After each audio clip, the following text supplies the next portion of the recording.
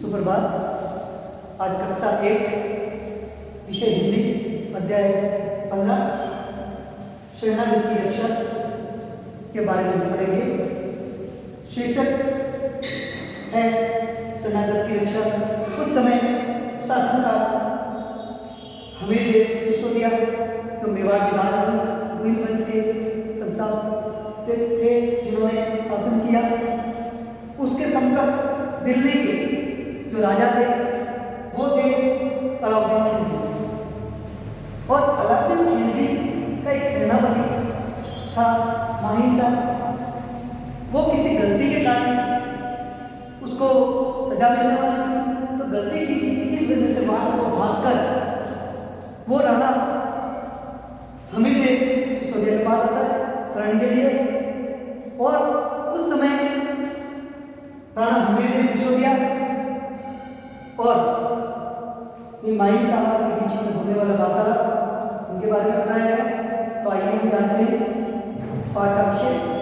प्रस्तुत अध्याय एक नाट्य रूपांतरण, एक नाटक जिसका है रूपांतरण किया गया, जिसको बदला गया, एक नाटक को इसके अंतर्गत बदला गया, जिसमें अलाउद्दीन खिलजी का सिपाही माहिम शाह उसके महल से भागकर अपने प्राणों की रक्षा के लिए रणथंभौर में हमीर की चरण में आया।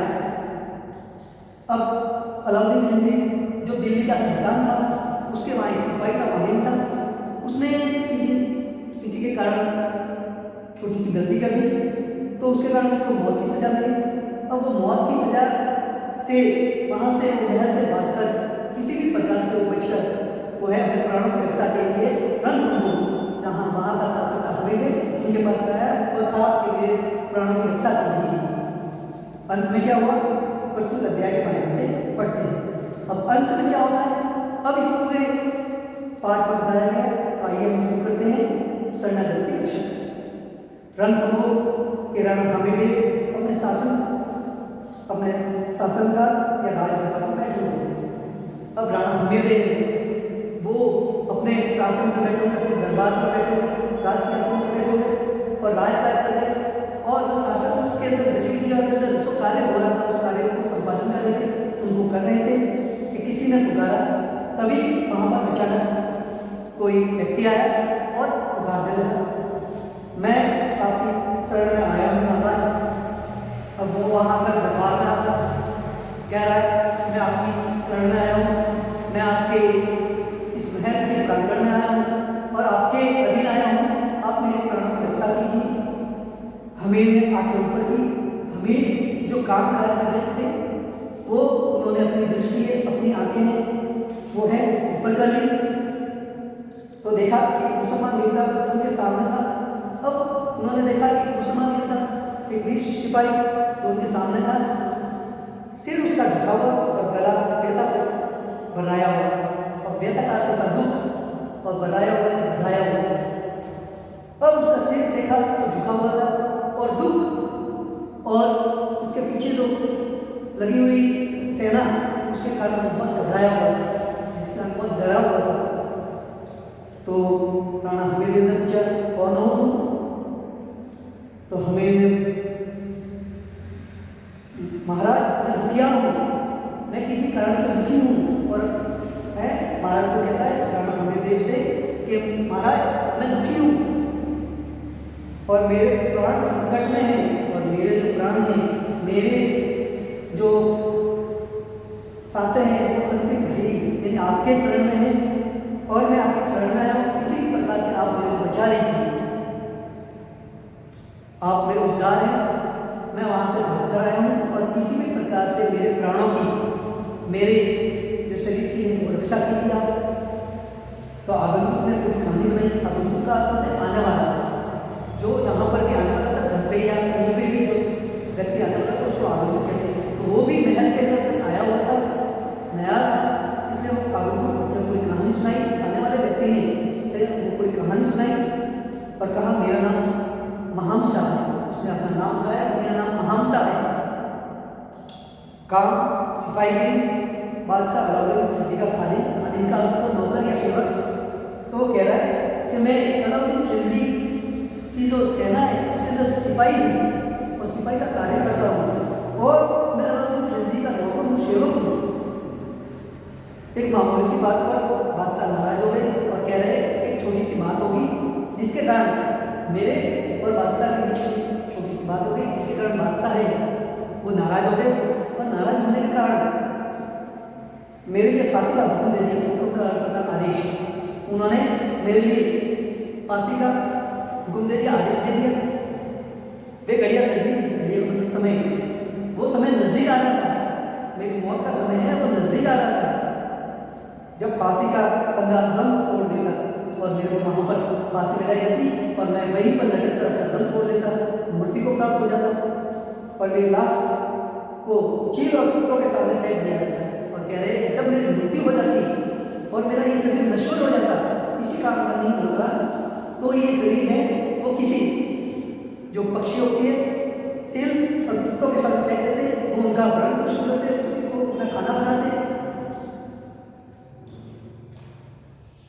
कि मैं जेल से फरार हो गया और मैंने देखा कि जैसे मेरे को समय मिला और मैंने सिपाहियों की आवाज गवाही कम देखी तो मैं वहां जेल से उस कैद से मैं फरार हो गया, मुक्त हो गया और मैं अपने प्राणों की रक्षा के लिए आपके जो है शरण में आया हूँ, हाजिर हूँ। अब वो कह रहे हैं कि इसलिए मैं वहां से खड़ा होकर मुक्त होकर आपकी शरण में आया हूँ और आपकी शरण में आकर मैं आपसे अपने प्राणों की भिक्षा मांगता हूँ, भीख मांगता हूँ, आप मुझे किसी प्रकार से बचा दीजिए, मेरी रक्षा कीजिए महाराज। और कह रहे हैं कि मेरी रक्षा कीजिए, आप किसी भी प्रकार से मेरी रक्षा कीजिए, मुझे प्राणों से मेरे प्राणों को प्राणदान दे दीजिए और आप है तो मेरे जो शरीर देह त्याग से मेरे को कीजिए और मेरे को उसको उस प्राणों से रक्षा कीजिए।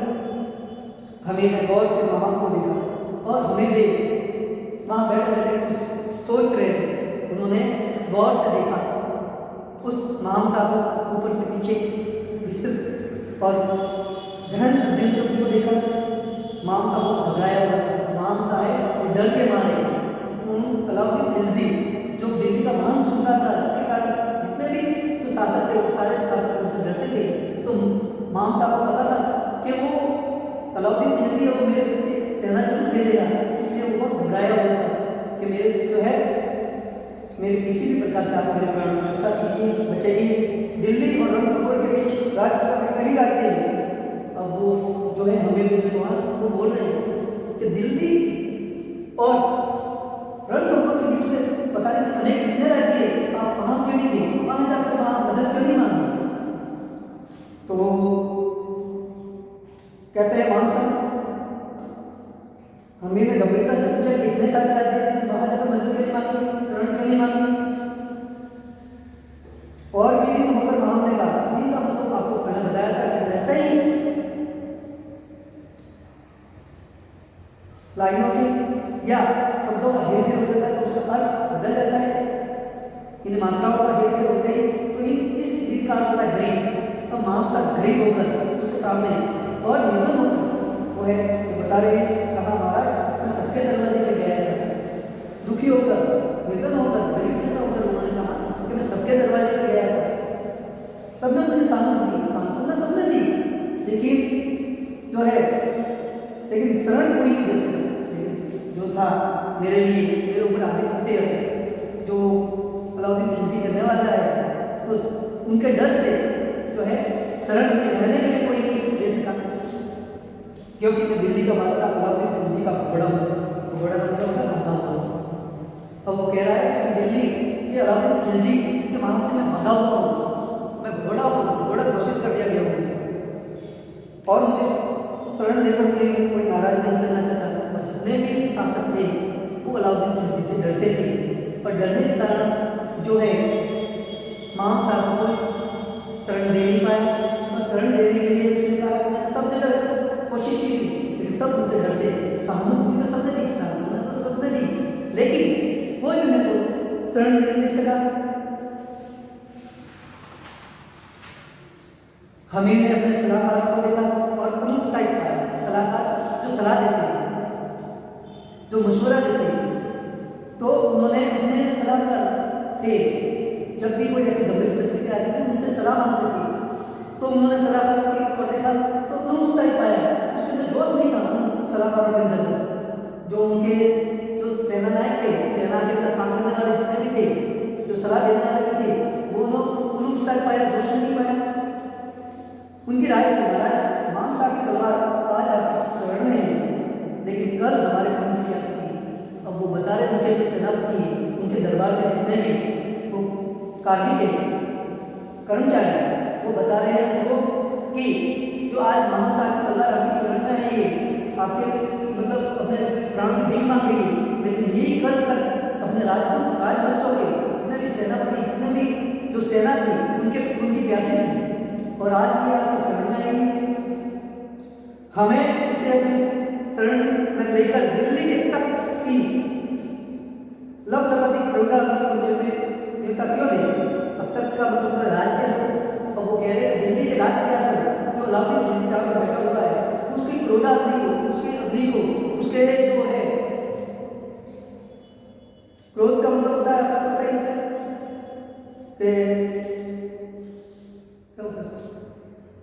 क्रोध, जिसके अंदर वो और भी ज्यादा गुस्सा हो गया, और गुस्सा होने के कारण वो ये कह रहे थे सेनापति, तो वो ज्यादा गुस्सा हो गए, और जिसके कारण अपन उनको इसको यहाँ अपने जो है मेवाड़ के ऊपर आक्रमण का आदेश करें नेता के लिए। तो यह दिल्ली के तख्त की लीला पर लपलपाती क्रोधाग्नि को न्योता देने की बात नहीं। अब वो कह रहे हैं राणा हमीरदेव कि यहाँ पर उनके कोई न्योता देने की बात नहीं है सरदार, यह कर्तव्य का प्रश्न है। कर्तव्य जो धर्म होता है, जो व्यक्ति का होता है, अगर कोई आपकी शरण में आया तो उसकी रक्षा करना अपना धर्म है। आन का प्रश्न है, आन इज्जत जिसे कहते हैं, सम्मान की बात है। जब महान भारत इस द्वार से लौटेगा तो स्वर्ग से हमारे पूर्वज क्या सोचेंगे?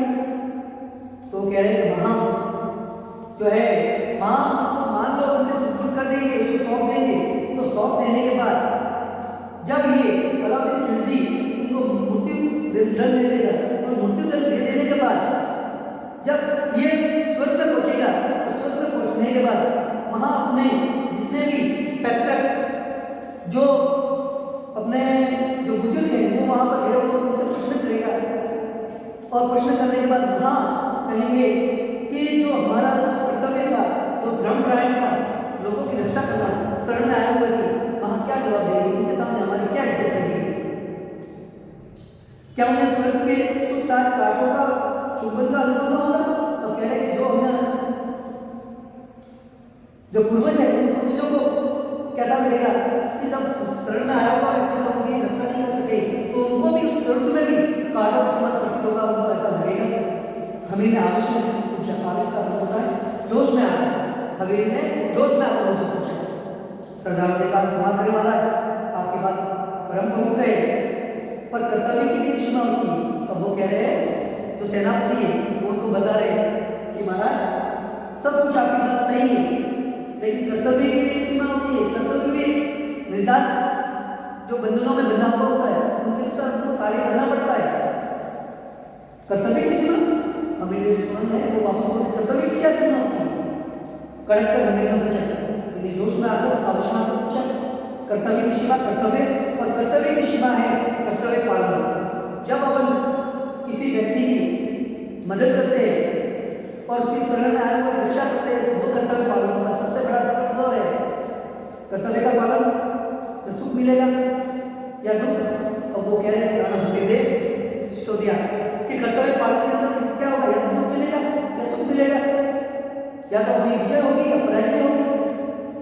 ये दुकानदारी की आदत है, राजपूतों को शोभा नहीं देती कि ये दुकानदारों की आदत होती है, जो बड़े सेठ लोग होते हैं उनकी आदत होती है लाभ हानि देखना।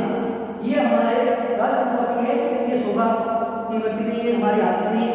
जो हमारे शरण में आया हो उनका उद्धार करना, उनको प्राणों की रक्षा करना, वो हमारा कर्तव्य है। महान शरणार्थी है, और शरणार्थी की रक्षा करना राजपूत का कर्तव्य है। और जो भी शरण में वो आया हुआ व्यक्ति होता है, उसकी रक्षा करना वो राजपूतों का सबसे बड़ा धर्म है, कर्तव्य है। उस कर्तव्य प्राण रहना चाहिए, ये कर्तव्य हमें पूरा करना है। फिर इससे दिल्ली का बादशाह नाराज हो या दुनिया का बादशाह? अब कह रहे हैं कि इससे भले दिल्ली का बादशाह नाराज हो या पूरी सृष्टि का जो सबसे बड़ा बादशाह, जितने भी बादशाह हो सब नाराज करते हो, लेकिन जिस प्रकार सरदार का कर्तव्य है कि जो शरण में आया हो वो व्यक्ति होता है, उसकी रक्षा करना, इसके लिए मुझे युद्ध करना पड़ेगा, क्यों नहीं करूं? इसके लिए है जो मैं अपने प्राणों की रक्षा यानी अपने प्राणों की आहुति देकर इस अपने वचन को निभाऊंगा। और ये राजपूतों सदियों से चली आ रही है, जो एक बार अपने वचन दे देते उनको पूरा करते, तो उन्होंने यही किया था। सामंत सरदार भी महाराज की भावधारा में बहकर व्यवहार बुद्धि से दूर भावना के क्षेत्र में पहुंच गए थे। और वो बता रहे हैं कि जितने सामंत थे, जितने सरदार थे, सेनापति थे, वो भी उनको भी पता चल गया था कि रियल चीज क्या है, वास्तविक चीज क्या है, उनकी भावधारा, उनकी भावना क्या है, राजपूतों की उन भावना की धारा के अंदर इस उसके में बहने लग गए थे और बुद्धि से दूर। और जो व्यवहारिक बुद्धि थी उनको वो न समझकर कर्तव्य की भाषा समझने लग गए थे और भावना के क्षेत्र में पहुंच गए। उनके मुंह से निकला धन्य महाराज। और जितने भी सेनापति थे, जितने भी कार्मिक थे, वो भी कहने लगे कि धन्य हो महाराज, आप जैसा धर्मपरायण, कर्तव्यपरायण जो है बहुत कम समय में देखने को मिलता है, एक कम जो है क्षेत्र में देखने को मिलता है। हमीर ने कहा मामसा रण कपूर अब तुम्हारा है। हमीर ने मामसा तो उनको बोला कि रण कपूर है वो तुम्हारा है, आराम से रहो, यानी आराम से रहो। अब जहाँ पर भी तुम अपना घर बनाकर निवास करना चाहते हो, रह सकते हो, यहाँ पर आप तुम्हारे ऊपर कोई उंगली नहीं उठाएगा, कोई तुम्हारे ऊपर जो है आक्रमण नहीं कर सकता। विश्वास रखो कि अब किसी की हिम्मत नहीं तुम्हारी ओर पीछे वापस देगी। अब कह रहे हैं कि ये जो है रणथंभौर, यहाँ पर तुम आराम से निवास करो, यहाँ पर कोई भी शासक है वो तुम्हारे ऊपर तीसरी निगाहों से जो है आक्रमण या जो है लड़ाई के ऊपर आगंतुक नहीं हो सकता। कोई कष्ट होगा हमें कहना जाओ। और हमें चौहान ने उनको कहा कि जाओ, जहाँ पर भी निवास करना आराम से रहो, तुम्हारे ऊपर कभी भी आपको लगे ऐसा कष्ट तो मेरे को बुला लेना, मैं आपकी जो है सेवा में या आपकी रक्षा के लिए तत्पर हूँ, किसी भी समय मेरे को बुला सकते हो। कानों का यह अपनी खबर मिलने के बाद अलाउद्दीन खिलजी तक पहुंची। अब आपको पता ही होता है कि कुछ वेदी होते जो वहां तक बात पहुंचा रहे थे, गुप्तचर होते, तो उनको ये बात उड़ती उन तक वापस दिल्ली के अलाउद्दीन खिलजी तक पहुंची। और दिल्ली के अलाउद्दीन खिलजी तक पहुंचने के बाद अलाउद्दीन खिलजी ने जो है उन्होंने वो तिमतिमा उठा, इन्हें आक्रोश के क्रोध में वो है वो बट है जोश में और क्रोध में है वो खड़ा हुआ और हमें की हिमाकत कि मेरे जो चोर है उसको सहारा है, हिमाकत का मतलब हितैषी, रक्षा करने वाला, कि इसकी हमें की इतनी हिम्मत कि जहाँ मेरे यहाँ जो चोर था उसको सहारा दे दिया। फिर जो है अब वो कह रहे हैं अलाउद्दीन खिलजी, क्या तुम नहीं जानते हमें जो हमने वहां को अपनी छत दे दी? अब वो अलाउद्दीन खिलजी है वो हमें को कह रहे हैं कि तुम मेरे जो है सेना और मेरी जो शक्ति जो आप नहीं जानते क्या? और जिसके कारण आपने महान को छत दे दी, आपने शरण दे दी, मेरे इतने जो है शक्ति है, शक्ति के बावजूद आपने इतनी शरण दे दी। खैर मैं भूलों को माफ करना चाहता हूँ। अब जो अलाउद्दीन खिलजी है वो कह रहा है कि जो आपने भूल की है उसको मैं भूल जाऊंगा, लेकिन मेरी एक शर्त है, कोई बात नहीं, वहां तो अपनी देर में मेरे सुपुर्द करो और अपने कुसुम की माफी मांगो। और कह रहे हैं अलाउद्दीन खिलजी कि जो आपके यहाँ शरणार्थी बना हुआ है उसको मेरे सुपुर्द करो, मेरे को सौंप दो और मेरे से माफी मांग दो, मैं माफ कर दूंगा। अलाउद्दीन खिलजी का ये संदेश हमीर के पास पहुंचा और जो उनका जो संदेश प्राप्त था अलाउद्दीन खिलजी का वो हमीर के पास पहुंचा। और पहुंचने के बाद उन्होंने ये सारी चीजें बताई। तो ये सारी चीजें बताने के बाद जो है वो हमीर ने मुस्कुराया, हमीर ने मुस्कुराने लगे और कहने लगे, उन्होंने लिखा माम को शरण दिए कोई नौकर नहीं रखा। उन्होंने कहा है कि शरण दिए, मैंने अपना सेवक या गुलाम या नौकर नहीं बना कर रखा है, जो अपना सर्वस्व लुटाकर अपने शरणार्थियों की रक्षा करना मेरी जाति की संस्कार है। संस्कार आपको पता ही होते कि जो अपने आसपास या बड़े बुजुर्गों से अपने से सीखते जो अच्छी अच्छी बातें वो संस्कार के अंदर आती है। तो वही ये राणा हमीरदेव कह रहे हैं कि हमारे जो जाति है सरदार राजपूत, उनका ये संस्कार है कि जो एक बार शरण में आगे रक्षा करना हमारा परम कर्तव्य है, चाहे हमें प्राणों की आहुति क्यों नहीं देने पड़े, प्राण दान क्यों नहीं देने पड़े, लेकिन जब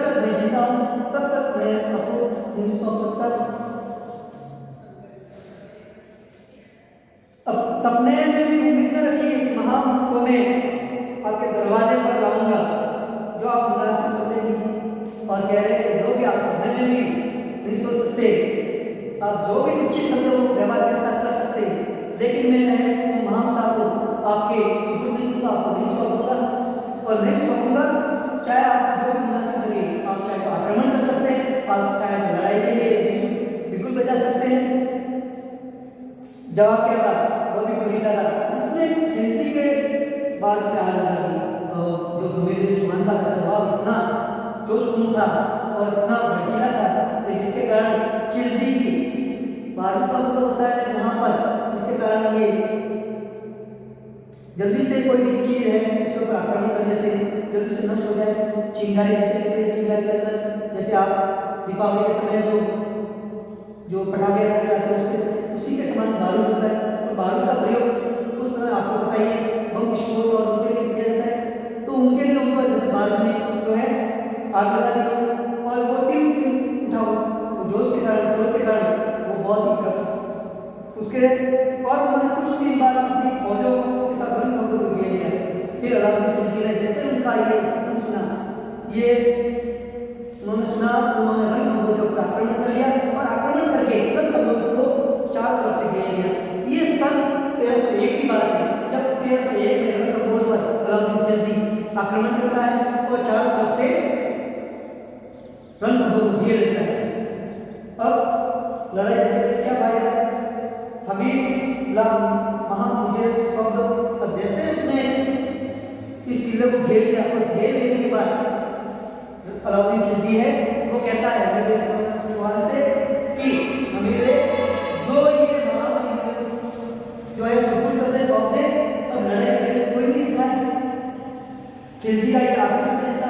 खिलजी वो अंतिम संदेश देता है, अंतिम चेतावनी देता है और कहता है लड़ाई से मैं नहीं करता और जीवन की आखिरी घड़ी तक वहां की रक्षा करूंगा।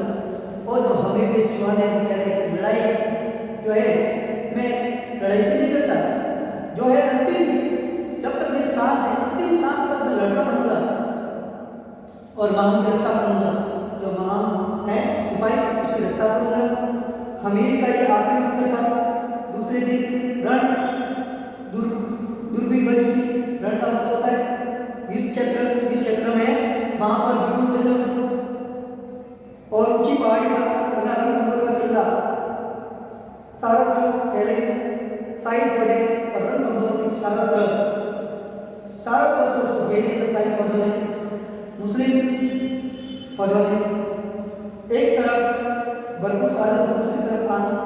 अब अलाउद्दीन खिलजी के पास साधन संपन्न था, उसके पास सारे हथियार थे, सारे संपन्न थे, उसके पास सारी चीजें थी, लेकिन जब राजपूत वंश था उनके पास सिर्फ शान की आन थी, उनके पास आन थी, उनके पास हथियार थे।